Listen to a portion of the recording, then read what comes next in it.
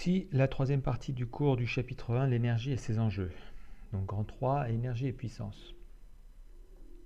Lorsqu'un système transfère de l'énergie à un milieu extérieur, eh bien, la vitesse de ce transfert correspond à la puissance P, telle que la puissance P est égale au rapport de l'énergie E divisé par delta T. Donc avec delta T, la durée de ce transfert en question. Alors, on a donc aussi l'expression de l'énergie en fonction de la puissance et de cette durée. On aura E égale à P fois delta T. Alors, si on regarde au niveau des unités, eh bien, la puissance P s'exprime en watts, symbole W majuscule. L'énergie en joules, symbole J majuscule. Et la durée, delta T, son unité légale, c'est la seconde, symbole petit s. Attention, parfois, pour exprimer la durée, on parle en heures. Donc, dans ce cas-là, si delta T est en heures, avec une puissance P en watts, eh bien l'énergie sera en watts-heure, symbole W.H.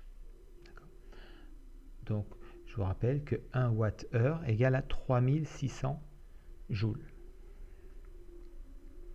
Alors, si on regarde les ordres de grandeur, d'abord de la puissance d'un système. Donc, prenons quelques appareils courants. Par exemple, l'ampoule basse consommation, elle a une puissance d'environ 10 watts. Pour un téléviseur, il absorbe une puissance de 200 watts. Pour une plaque chauffante, on est plutôt sur 1000 watts de puissance absorbée.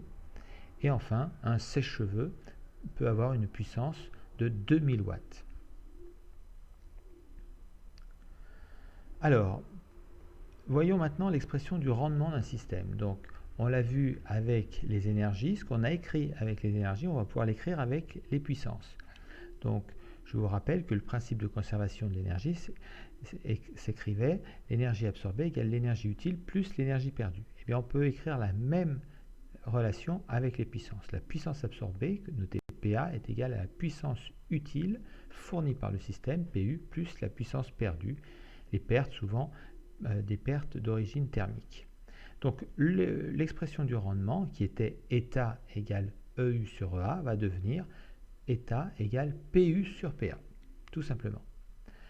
Donc, donnons l'ordre de grandeur de quelques systèmes courants. Donc, par exemple, pour un panneau solaire photovoltaïque, eh bien, on a un rendement de 15%. Ça veut dire que 15% de la puissance en entrée se retrouve en sortie. Pour un moteur thermique, on est sur un rendement d'environ 30%. Et pour un moteur électrique, on est plus sur du 80%. Ça dépendra évidemment de la taille et de l'utilisation des moteurs, bien sûr.